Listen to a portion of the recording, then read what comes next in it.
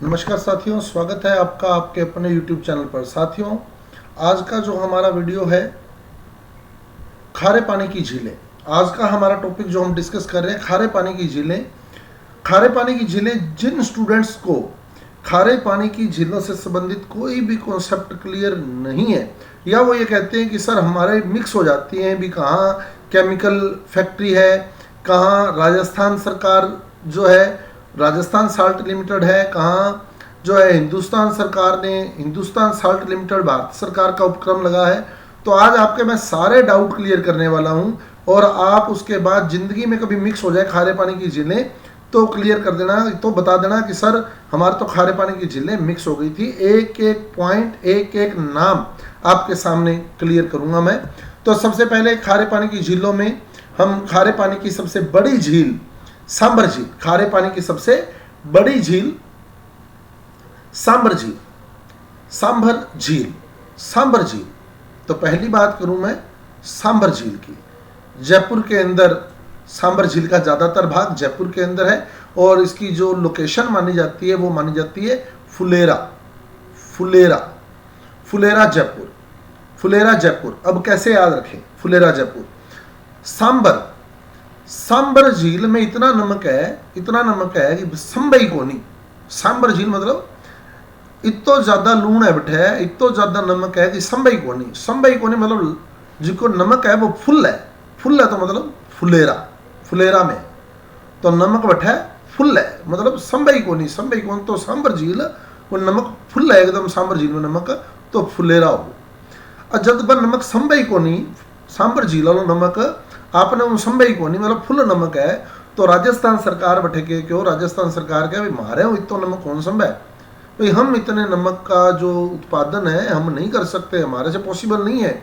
तो फिर वहाँ सहायता मांगेगी भारत सरकार की सहायता मांगेगी। तो भारत सरकार की जो कंपनी थी, भारत सरकार द्वारा स्थापित उपक्रम था हिंदुस्तान साल्ट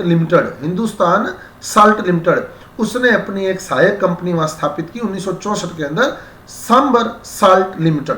केंद्र सरकार का उपक्रम है ये हिंदुस्तान साल्ट लिमिटेड, जिसकी सहायक कंपनी है सांबर साल्ट लिमिटेड, जो यहाँ नमक निकालने का काम करती है। 60-40 का रेशियो है, 60% भारत सरकार का है, 40% राजस्थान सरकार का है। फिर क्लियर कर ले, सांबर झील को नमक संबई को मतलब नमक फुल है तो मतलब फुलेरा होगा, ठीक है। उसके बाद सांबर झील में इतना ज्यादा नमक है कि राजस्थान सरकार ने, मतलब राजस्थान सरकार से बोल दिया उन्होंने हमारे वहाँ लूण है जिको संबई को नहीं, तो फिर क्या किया वहाँ हिंदुस्तान साल्ट लिमिटेड, जो कि केंद्रीय सरकार का उपक्रम था, उसके द्वारा जो है अपनी सहायक कंपनी स्थापित की गई सांबर साल्ट लिमिटेड द्वारा यहाँ नमक उत्पादन का काम किया जाता है। साथियों, मैं फिर क्लियर कर दूं, पूरा ट्रिक के माध्यम से मैं आपको एक एक झील क्लियर कर दूंगा, एक एक स्थान क्लियर कर दूंगा, और एक एक जो कंपनी यहाँ है, स्थापित कंपनी है, वो क्लियर कर दूंगा। इससे पहले के वीडियो अगर आपने नहीं देखे हैं तो नदियों से रिलेटेड वीडियो मेरे डाले हुए हैं, डिस्क्रिप्शन बॉक्स में लिंक दिया हुआ है। इसके अलावा 1857 की क्रांति है, राजस्थान का एकीकरण है, कंटिन्यू वीडियो हमारे आ रहे हैं।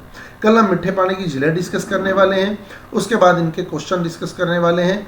तो यदि आपको हमारा वीडियो बेहतर लगे तो कृपया हमारे चैनल को सब्सक्राइब कीजिए, बेल आइकन का बटन ऑन कीजिए, और इस वीडियो को ज़्यादा से ज़्यादा शेयर कीजिए अपने साथियों तक, ताकि सभी साथी जो है आने वाले कॉम्पिटिटिव एग्जाम में अगर इस टॉपिक से क्वेश्चन निकलता है तो उस क्वेश्चन को इजीली अटेम्प्ट कर सके।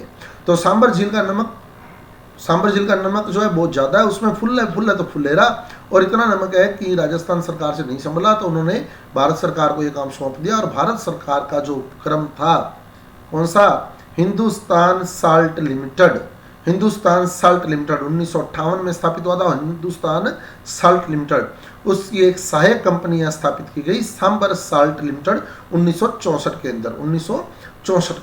अब राजस्थान सरकार के दिमाग में आया यार कि अपना तो फिर यहाँ कुछ बटीजा ही नहीं, मतलब 60% तो गवर्नमेंट, सेंट्रल गवर्नमेंट को जा रहा है, अपने क्या करें। तो फिर यहाँ एक दर्शनीय स्थल भी है रामसर साइट, क्या चलो अपने इस दर्शनीय स्थल से थोड़ी बहुत कमाई कर लेंगे। रामसर साइट, तो रामसर साइट किस झील का भाग है, सांबर झील का भाग है। अब रामसर साइट इसको क्यों बोला जाता है? एक्चुअल में टोटल आज की डेट में इंडिया के अंदर 91 रामसर साइट्स हैं, रामसर साइट है 91 रामसर साइट है टोटल भारत के अंदर। अब रामसर साइट इसको क्यों कहा जाता है?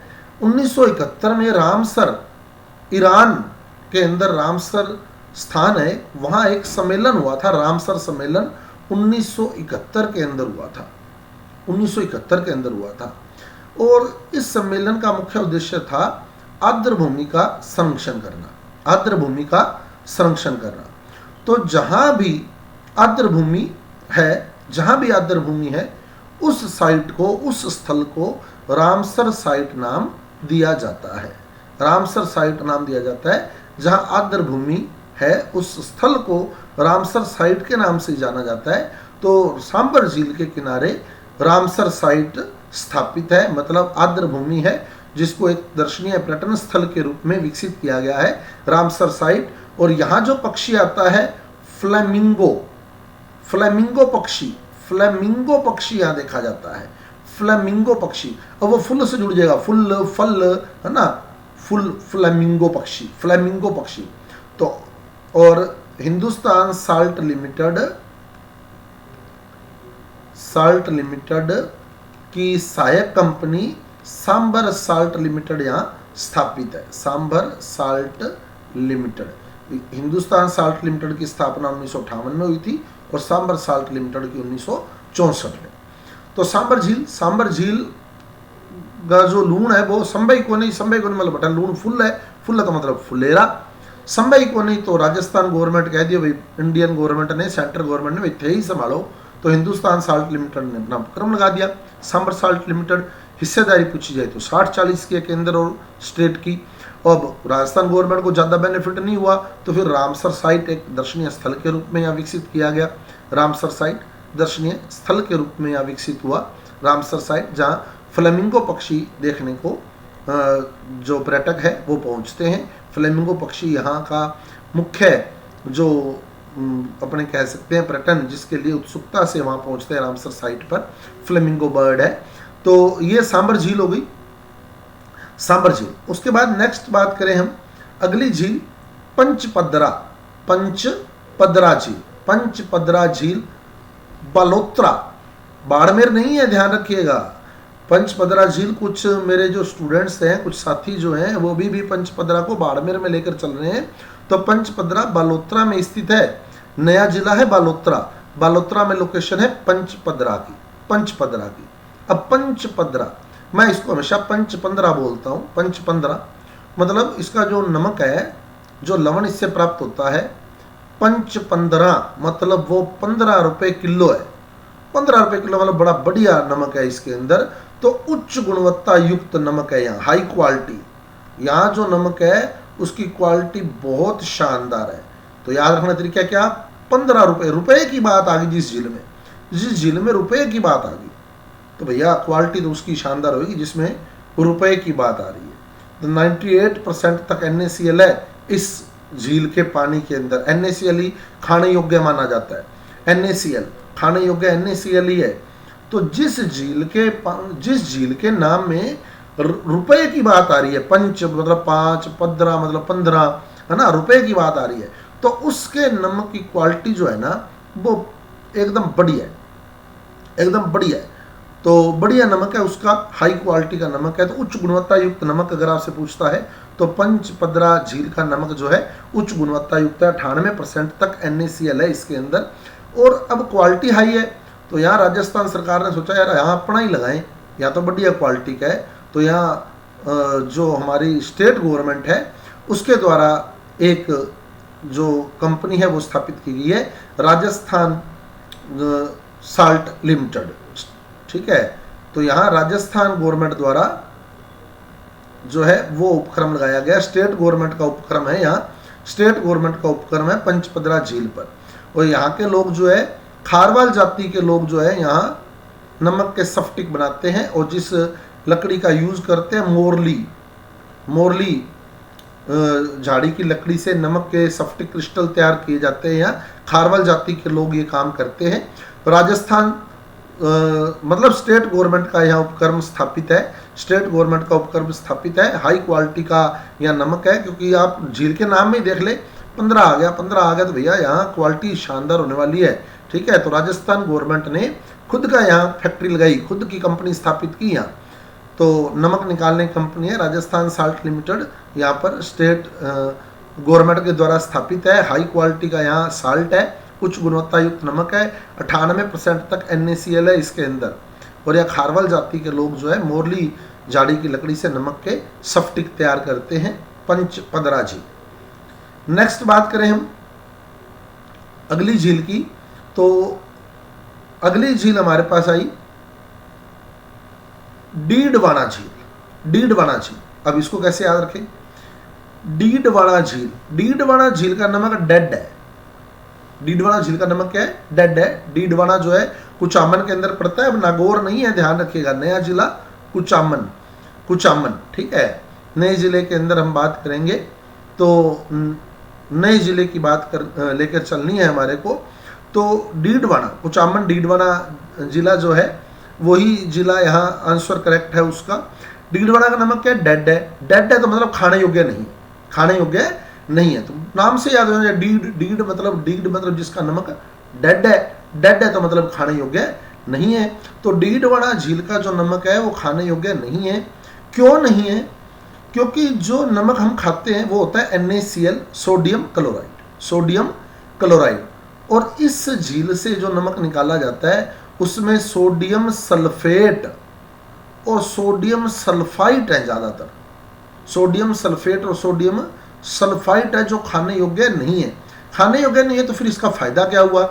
इसका फायदा हुआ कि यहाँ रंगाई और छपाई के केमिकल तैयार किए जाते हैं। यहाँ रंगाई और छपाई के केमिकल, ये सोडियम सल्फेट, सोडियम सल्फाइट, रंगाई और छपाई में इनका यूज किया जाता है। तो जब केमिकल तैयार किए जाते हैं तो यहाँ राजस्थान स्टेट केमिकल वर्क्स है, Rajasthan state chemical works company है यहाँ। तो ये भी याद हो जाएगी बड़े आराम से, है ना। डीडवाना, डीडवाना का नमक क्या है? डेड है। डेड है मतलब खाने योग्य नहीं है। खाने योग्य क्यों नहीं है? क्योंकि उसमें सोडियम क्लोराइड नहीं है, उसमें सोडियम सल्फेट और सोडियम सल्फाइट है, केमिकल्स हैं। केमिकल्स है तो वहाँ केमिकल वर्क्स स्थापित है, Rajasthan state chemical works. Didwana Kuchaman जिला जो है, डीडवाना कुचामन जिले के अंदर डीडवाना झील है, और जिसका नमक डेड है मतलब खाने योग्य नहीं है, सोडियम सल्फेट और सोडियम सल्फाइड की अधिकता है, इसलिए यह राजस्थान स्टेट केमिकल वर्क्स स्थापित है। उसके बाद आता है अगली झील लूणकरणसर। लूणकरणसर, लूणकरणसर झील। अब इसको कैसे याद रखें ट्रिकली? लूणकरणसर बीकानेर के अंदर है, लूणकरणसर बीकानेर के अंदर है। तो इसको याद रखने का तरीका क्या है? इसको मैं ऐसे बोलता हूँ, लूणकरणसर बोलता ही नहीं, मैं ऐसे बोलता हूँ, लूण कम है सर, लूण कम है सर।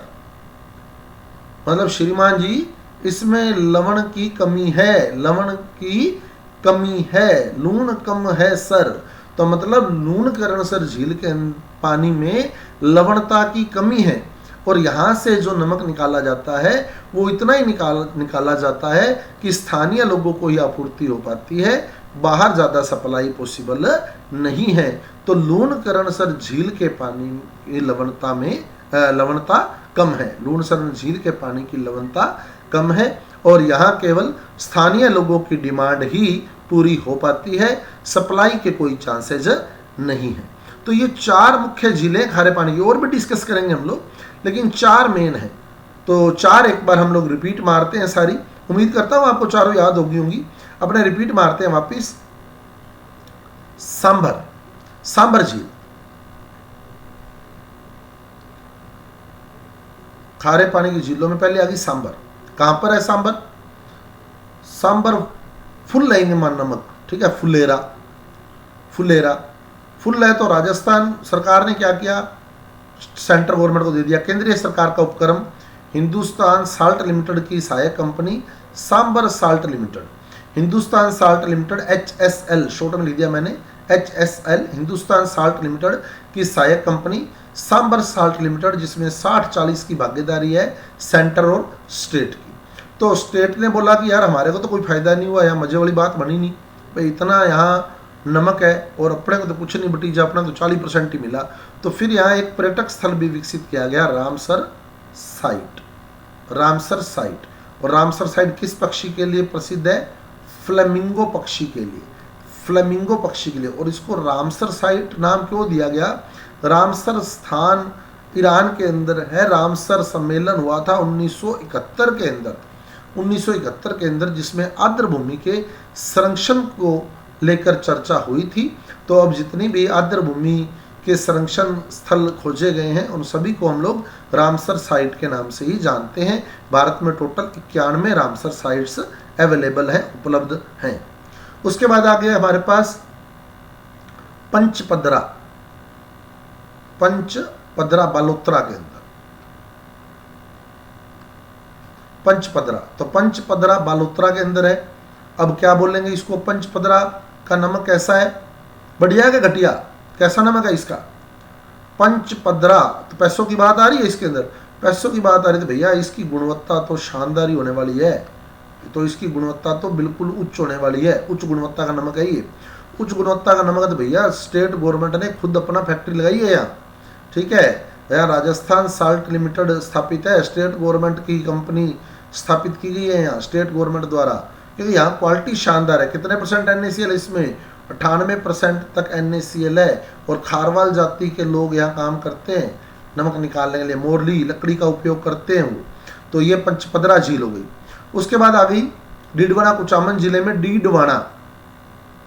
डीडवाना, अब डीडवाना कैसे याद रखा? डीडवाना, डीडवाना का नमक कैसा है? डेड। डेड है मतलब खाने योग्य नहीं है। खाने योग्य नहीं है तो फिर क्या काम किया इससे? केमिकल बनाए गए। तो केमिकल वर्क्स स्थापित है यहाँ, केमिकल तैयार किए गए, केमिकल वर्क्स है यहाँ। कौन कौन से केमिकल है इसमें? एक तो सोडियम सल्फाइट है, Na2SO3 सूत्र होता है इसका, और एक सोडियम सल्फेट है, Na2SO4। सोडियम सल्फेट और सोडियम सल्फाइड। तो यहाँ राजस्थान स्टेट केमिकल वर्क्स स्थापित है डीडवाना झील पर। उसके बाद आ गया लूणकरणसर। लूणकरणसर, तो इसको कैसे याद रखा?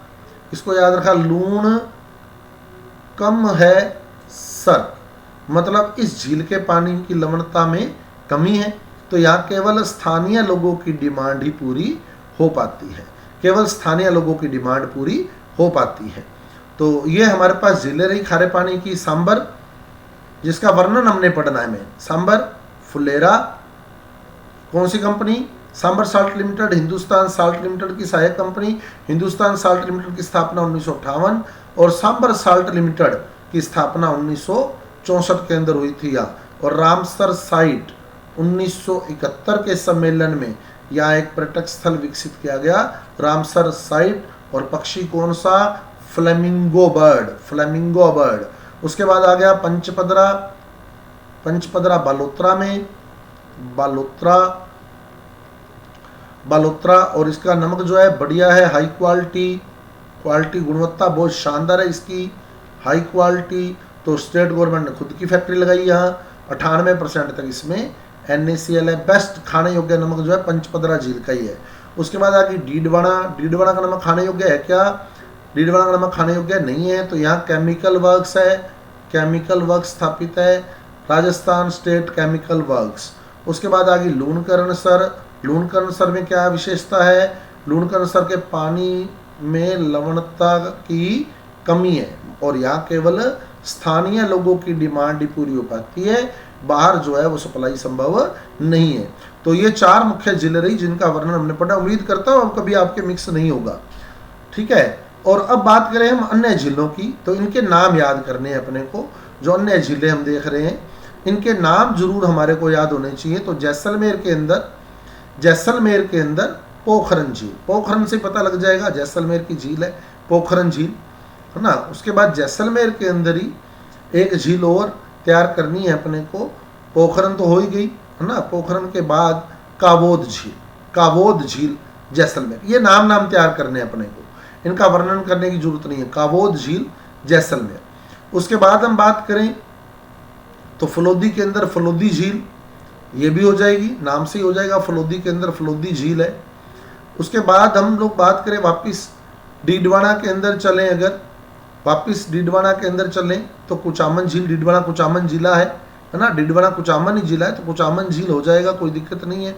उसके बाद नागौर, नागौर के अंदर डेगाना झील, डेगाना नागौर और भी फेमस है डेगाना किसी लिए, डेगाना झील, डेगाना स्थान है नागौर के अंदर, टंगस्टन के लिए प्रसिद्ध है, ध्यान रखिएगा। डेगाना टंगस्टन के लिए भी जाना जाता है, खनिजों में पढ़ेंगे आप लोग, डेगाना नागौर टंगस्टन के लिए प्रसिद्ध है डेगाना। उसके बाद बात करें हम सिक्कर, रेवासा झील, सिक्कर के अंदर रेवासा झील, ये भी पर्यटन स्थल है। यहाँ जो है अभी ये बंद जैसी है झील, क्योंकि पानी की काफ़ी कमी हो गई है यहाँ। तो रेवासा झील सिक्कर के अंदर वर्तमान में पर्यटक स्थल के रूप में इसको जो है पर्यटन स्थल के रूप में इसको डेवलप किया जा रहा है। तो अब कौन कौन सी झीलें हमने पढ़ ली, पोखरन, पोखरन झील, काबोद, जैसलमेर, नाम क्या रखने हैं, काबोद जैसलमेर। फलोदी झील, फलोदी के अंदर ही, फलोदी झील फलोदी के अंदर ही। उसके बाद कुचामन झील, कुचामन के अंदर ही, कुचामन झील, डीडवाना कुचामन झील है। उसके बाद डेगाना झील, नागौर, डेगाना, डेगाना झील जो अलग है वो देख लें, डेगाना। काबोद याद कर लें, क्योंकि बाकी तो पोखरन तो नाम से हो जाएगी, पोखरन जैसलमेर में, काबोद, डेगाना। उसके बाद रेवासा झील, सिक्कर, रेवासा झील, सिक्कर, रेवासा झील, सिक्कर। और अब ये लवणता आ कहाँ से रही है, ये खारे पानी की झीलें जो हैं ये सारी इधर पश्चिमी राजस्थान वाली साइड ही क्यों है, ये इधर पूर्वी राजस्थान वाली साइड कोई खारे पानी की झील नहीं है, इधर सारी मीठे पानी की झीलें क्यों हैं? क्योंकि एक्चुअल में क्या है, जो यहाँ कच्छ का रण है ना, वहाँ लवणता बहुत ज़्यादा है।